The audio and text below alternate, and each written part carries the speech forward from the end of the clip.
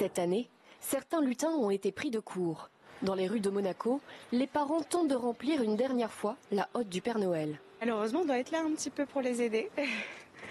Et chaque année, on s'y prend toujours à la dernière minute. Ça devrait être une habitude qui change, malheureusement, mais bon, c'est difficile. Je pense qu'on trouve toujours des petites idées, il y a beaucoup de choix. Donc quand même, on est plutôt bien servi, donc on trouve toujours quelque chose. Une tendance semble s'affirmer, le désert des rues commerciales en atteste. Les aides du Père Noël privilégient l'artisanat. Alors un bracelet, du pain d'épices, ça c'est pour les gourmands, et une petite figurine d'un ange pour ma mère. C'est vrai que dans les grandes surfaces, soit c'est cher, soit c'est pas de la très bonne qualité.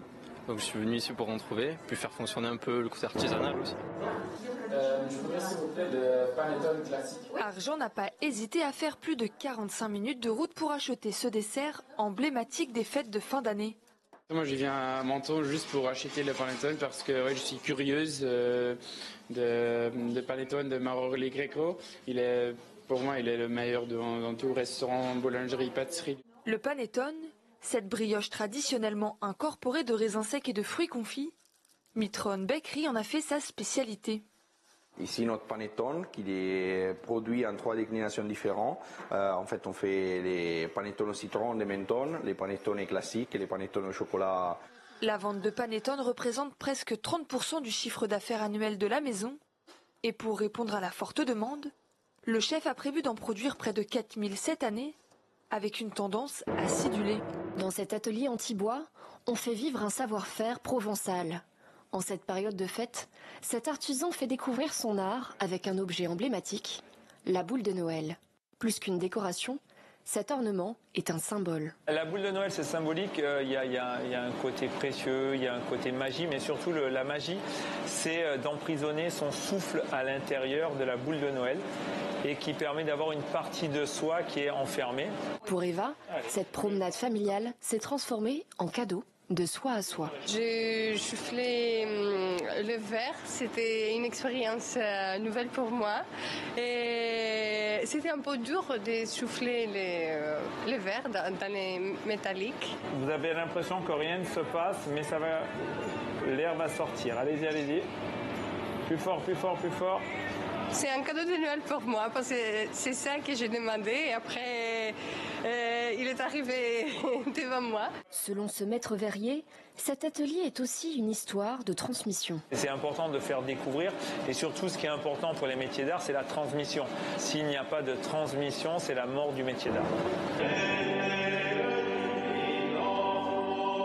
Chanter la joie de Noël et célébrer la naissance de l'enfant Jésus, dans la cathédrale de Monaco, les fidèles se sont rassemblés pour assister à la messe pontificale. C'est important, c'est quelque chose que je fais tous les ans. Cathédrale de Monaco tient une place dans mon cœur. Et puis c'est une des plus belles cathédrales que j'ai vues, donc c'est une tradition chez moi et dans ma famille. Tous les ans j'essaie de venir, je change un petit peu aussi des fois d'église, mais ma préférée ça reste celle-ci. Oui, il est né le divin enfant, nous nous réjouissons de cette belle et grande fête de Noël. Un événement incontournable pour les fidèles. Utiliser le feu, élément originellement destructeur pour construire, telle est la doctrine de Jean Bogossian. Mélangées entre autres avec du collage et de la peinture, ses créations sont variées. Un pare-choc de Ferrari, un casque de moto et plus classique, des toiles.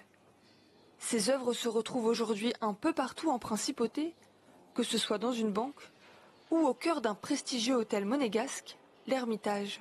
Je suis assis sur un fauteuil qui est là depuis très longtemps et sur lequel j'ai créé ce tableau qui est derrière moi. Ce tableau est réalisé avec un travail de collage, de peinture, de matière et de brûlage. Il y a de la force et il y a de l'harmonie.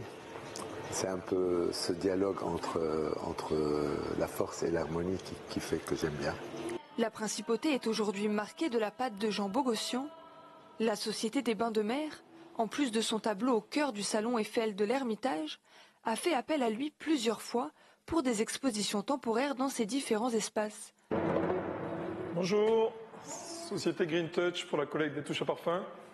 Une fois par mois, Pascal vient récupérer les touches de parfum utilisées par cette maison de composition, près de 8800 à chaque fois, soit plus de 6 kilos. On en utilise entre 300 et 400 par jour. Donc c'était important effectivement de pouvoir le valoriser. Les touches à parfum, ce sont ces petits bouts de papier utilisés par les professionnels du parfum. Elles servent à bien sentir les fragrances. Et après avoir été récupérées par Pascal, celles-ci arrivent dans l'atelier de Léa. Elle les fait macérer dans l'eau environ 3 semaines avant de pouvoir les travailler pour les transformer en feuilles. Tout se joue dans le poignet. C'est le mouvement qui va donner l'apparence de la feuille. Et là, on va venir, c'est la dernière étape, c'est ce qu'on appelle coucher la feuille. On va venir remettre une seconde pour que les motifs soient des deux côtés. Et donc, quand elle va venir sous presse, le motif va vraiment s'incorporer dans le papier. Un travail minutieux qui exige un certain savoir-faire et particularité de ces feuilles, leur odeur.